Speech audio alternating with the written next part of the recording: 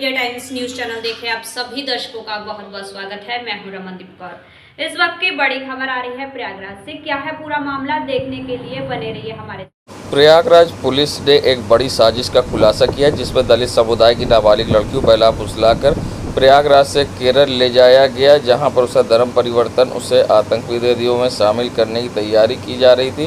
वहीं गंगानगर जोन फूलपुर थाना क्षेत्र का ये सनसनीखेज मामला। वहीं इस मामले में पुलिस ने एक महिला दरकशा और एक अभियुक्त को मौके से गिरफ्तार किया है। पुलिस के अनुसार पीड़िता को पैसे का लालच देकर केरल ले जाने वाले अभियुक्त और महिला को पुलिस ने गिरफ्तार कर कोर्ट में पेश किया और अब रिमांड इनकी लेकर पूछताछ करेगी। साथ ही केरल पहुंचने के बाद दोनों लड़कियों को ताज मोहम्मद ने धर्म परिवर्तन कर उसे जिहादी बनाने के लिए उकसाया और जिहाद के नाम पर मानसिक दबाव बनाया। उसकी लोकेशन ट्रेस करके दबिश दे जा रही है और जल्द ही उसे भी गिरफ्तार करेगी पुलिस। ताज मोहब्बत की गिरफ्तारी के बाद इस मामले में कई और राज खुलेंगे और अब तक कितनी लड़कियों का धर्म परिवर्तन कर उन्हें इस काम में ढकेला गया है। डीसीपी कुलदीप सिंह गुनावत के अनुसार वहीं इस मामले में 2 अभियुक्त को गिरफ्तार कर कोर्ट में पेश किया गया है और डिमांड की जा रही है। और इस मामले में मुख्य अभियुक्त ताज मोहम्मद की गिरफ्तारी के लिए टीम गठित की गई है। वहीं पीड़ित की मां ने एक नंबर से धमकी दी गई थी, उसकी भी जांच पड़ताल चल रही है और दोनों अभियुक्त का मोबाइल जब्त करके फॉरेंसिक में भेजा गया है और उसकी रिपोर्ट का इंतज़ार है। वहीं इस मामले पर क्या कुछ कहना है डीसीपी गंगानगर का, आइए दिखाते हैं। सर ये बताएं कि ये पूरा जो मामला था फूलपुर का, इस मामले में अब तक जो एक फरार आरोपी है मोहम्मद साद, उसकी गिरफ्तारी के क्या प्रयास किए जा रहे हैं, टीमें कहाँ भेजी गई है? दूसरे जो इसमें पकड़े गए थे तो उनको क्या कोर्ट पेश कर दिया गया है, आगे इसमें क्या कार्रवाई की जा रही है?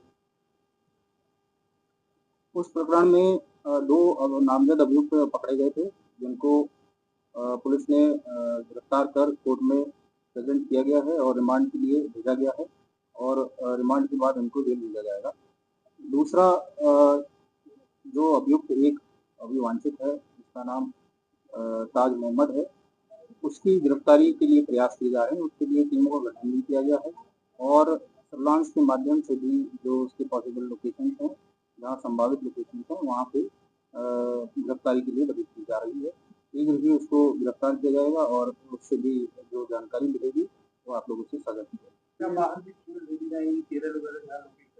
जैसे कि मैंने बताया कि इसके संभावित लोकेशन जो आए हैं, अब वो इस समय पे कहाँ पे हैं, ये अभी इन्वेस्टिगेशन का पार्ट है और इसलिए बट ये है कि जहाँ संभावित लोकेशन है वहाँ पे टीम एफआईआर में एक व्यक्ति ने धमकी दी पीड़िता की मां को, उसके नंबर के आधार पर क्या उसे भी देखते रहे? हाँ बिल्कुल, वो एक नंबर उसमें बताया गया था, उस नंबर को भी हम देख रहे हैं। वो नंबर किसका है उसके लिए जो हमारे सर्विलांस के माध्यम से जानकारी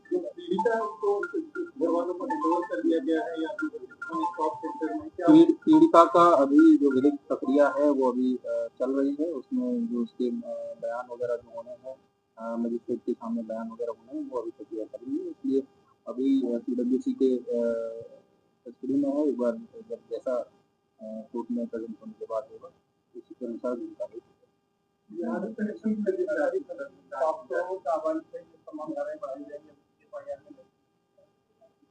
हाँ, तो जैसा मैंने बताया कि लीगल प्रोसेस से इन्वेस्टिगेशन चल रही है। इन्वेस्टिगेशन में अकॉर्डिंगली चीजें, क्योंकि एक दिन का विषय नहीं है, इन्वेस्टिगेशन है। इन्वेस्टिगेशन में एज पर द चीजें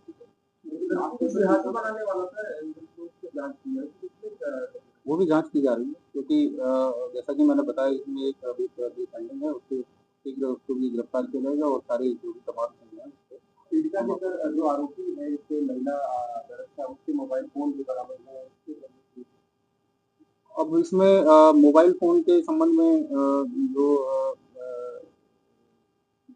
जांच की गई है, जिसमें ताज ये मोहम्मद कैफ उसका मोबाइल बरामद किया गया है। उसको एनालिसिस के लिए फॉरेंसिक में भेजा गया है ताकि उसमें क्या क्या डिटेल है वो सब प्राप्त हो सके। दरक्षा का जो ये अभियुक्त है उसका मोबाइल जो है उसकी भी जांच की जा रही है। वो फॉरेंसिक में भेजा गया, सारी चीज़ जैसे आएंगी उसमें क्या क्या तथ्य निकलेंगे उसको करने की बात सामने आई। अब मैं वही बता रहा हूँ कि फॉरेंसिक्स में भेजा गया है, उससे सारी चीज़ें जो निकलेंगी उसी के अनुसार चीज़ें क्लियर की जाएंगी। क्योंकि अगर कोई ये जैसा कि एफआईआर में इन्होंने उसको नामजद किया था और जो लड़की है उसने भी अपने बयान में इसके बारे में बताया। संगम नगरी प्रयागराज में लगातार भूमाफियाओं पर पीडीए की कार्रवाई जारी है, जहां पहले भी कई क्षेत्रों में पीडीए ने अवैध प्लॉटिंग पर ध्वस्तीकरण की थी और साथ ही बुलडोज़र चलाया था और कई लोगों के खिलाफ एफआईआर भी दर्ज कराई थी। बता दें, इसी कड़ी में आज भी पीडीए के द्वारा एक बड़ी कार्रवाई की गई है। बता दें, जहां पीडीए के जोनल अधिकारी के नेतृत्व में जोन 1 उप जोन 1B क्षेत्र के अंतर्गत अवैध प्लॉटिंग निर्माण के विरुद्ध ध्वस्तीकरण की कार्रवाई की गई है। बता दें, अजय विशाल और प्रमोद तिवारी मोहम्मद सलीम के द्वारा अराजी संख्या 86, 87, 79, 88, 94 व 73 मौजा कोलाहा जीटी रोड प्रयागराज में लगभग 40 बीघा की अवैध प्लॉटिंग करी गई थी, जिसको लेकर अब पीडीए ने बड़ी कार्रवाई की है। पीडीए ने जहां कोलाहा में जीटी रोड पर बनी ये अवैध प्लॉटिंग 40 बीघे की, जो कि अजय विशाल और प्रमोद तिवारी मोहम्मद सलीम के द्वारा की गई थी, इस पर आज बुलडोज़र चलाया है और ध्वस्तीकरण की कार्रवाई की गई है। बता दें, कार्रवाई में जोनल अधिकारी के अतिरिक्त अवर अभियंता विनोद कुमार गुप्ता, सुपरवाइज़र एवं पीडीए प्रवर्तन दल की उपस्थिति में ये कार्रवाई की गई है और एक बार फिर से भूमाफियाओं की अवैध प्लॉटिंग पर बड़ा एक्शन देखने को मिला है। अब्दुल्ला आजम से जुड़े 2 मामलों में बहस पूरी हुई है और कोर्ट ने फैसला सुरक्षित किया है। अब्दुल्ला आजम के खिलाफ फर्जी पासपोर्ट मामले में आरोप है कि उन्होंने गलत जन्म तिथि के आधार पर पासपोर्ट बनवाया था। भाजपा विधायक आकाश सक्सेना ने 30 जुलाई 2019 को रामपुर के सिविल लाइन थाने में धोखाधड़ी और पासपोर्ट एक्ट की धाराओं के तहत अब्दुल्ला आजम के खिलाफ मुकदमा दर्ज कराया था। दूसरा मामला अब्दुल्ला आजम के 2 पैन कार्ड रखने से संबंधित है। भाजपा नेता आकाश सक्सेना ने 6 दिसंबर 2019 को रामपुर के सिविल लाइन थाने में अब्दुल्ला आजम खां के और उनके पिता आजम खां के खिलाफ इस मामले में एफआईआर दर्ज कराई थी। अब्दुल्ला के खिलाफ आईपीसी की धारा 120B, 471, 468, 467 और 420B के तहत दर्ज किया गया था। दोनों ही मामले में अब्दुल्ला आजम के खिलाफ एमपी एमएलए कोर्ट में ट्रायल चल रहा है। अब्दुल्ला आजम ने ट्रायल कोर्ट में चल रही दोनों मामलों में अपनी चल रही पूरी कार्रवाई को रद्द करने की इलाहाबाद हाई कोर्ट से मांग की है। जस्टिस समीर जैन की एकल पीठ ने सभी पक्षों की बहस पूरी होने के बाद फैसला सुरक्षित रख लिया है। प्रयागराज में मुहर्रम की 5 तारीख को बुड्ढा ताजिया में मेहंदी उठाई गई। मेहंदी खुलदाबाद बैरियर से उठकर बुड्ढा ताजिया इमाम बाड़े पर रखी जाती है।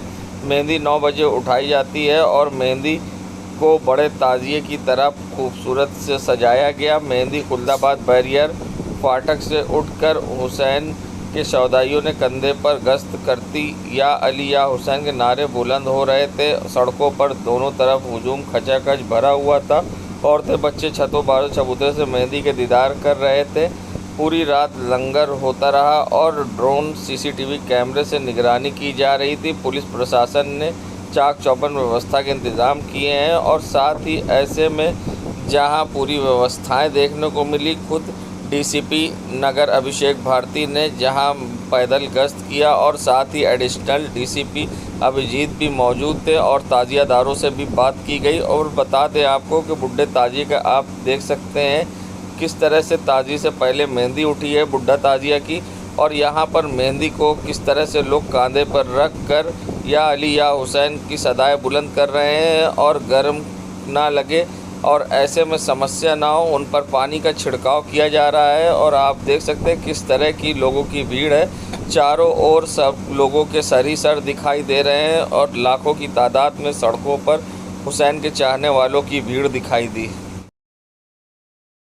संगम नगरी प्रयागराज में जहां प्रेमी युगल ने शास्त्री पुल से गंगा नदी में छलांग लगा दी। दारागंज थाना क्षेत्र में हुई इस घटना में जल पुलिस ने तुरंत कार्रवाई करते हुए दोनों को बचा लिया। तेरियलगंज सुखकुटी के रहने वाले युवक और युवती ने अपने हाथ बांधकर नदी में छलांग लगाई थी। स्थानीय लोगों की सूचना पर जल पुलिस ने तत्काल रेस्क्यू ऑपरेशन शुरू किया और कुछ ही मिनटों में दोनों को सुरक्षित बाहर निकाल लिया गया। पूछताछ में पता चला कि युवती पहले से विवाहित है। वे लंबे समय से घरेलू कलह का सामना कर रही थी। समाज और परिवार के दबाव के कारण दोनों ने ये कदम उठाया। फिलहाल दोनों को इलाज के लिए अस्पताल में भर्ती कराया गया है। उनकी मानसिक स्थिति की जांच की जा रही है। पुलिस ने परिजनों को सूचित कर दिया और मामले की जांच कर रही है। प्रशासन ने लोगों से अपील की है कि ये मानसिक या पारिवारिक तनाव की स्थिति में आत्महत्या जैसे कदम न उठाएं। इसकी बजाय परामर्श केंद्रों में हेल्पलाइन से संपर्क करें। अरे प्यार तो करते हो कौन दोनों? तुम इसके कौन हो? अरे हम बगल के हैं। बगल के हो? अच्छा, तुम पड़ोसी हो? मैं मारो यार, आगे बढ़ो।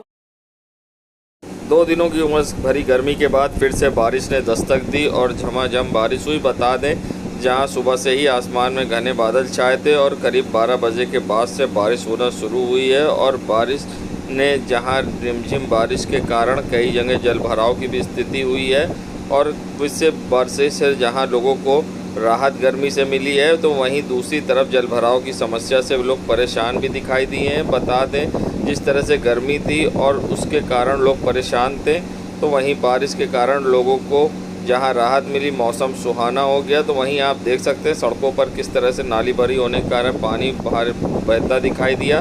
तो वहीं धरना स्थल चौकी के पास भी सड़क किनारे जल भराव देखने को मिला।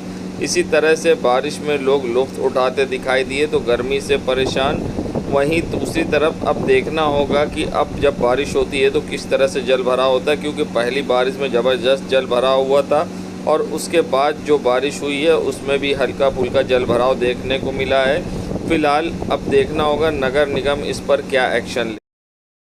संगम नगरी प्रयागराज के ममफोर्डगंज वार्ड नंबर 41 जज कॉलोनी का ये एरिया है। अभी स्मार्ट सिटी वाले विगत कुछ ही दिनों वाले स्मार्ट लखनऊ से टीम आई थी और इसी एरिया को चिन्हित कर साफ सफाई कर वीडियो बनाकर ले गई और बारिश में यहाँ का अब बुरा हाल है। आप देख सकते हैं किस तरह से जल भराव है और नालियाँ पूरी तरह से चौक है और सीवर लाइन भी ओवरफ्लो हो रहा है। खुलेआम स्मार्ट सिटी की धज्जियाँ उड़ रही हैं और हकीकत सामने आ गई।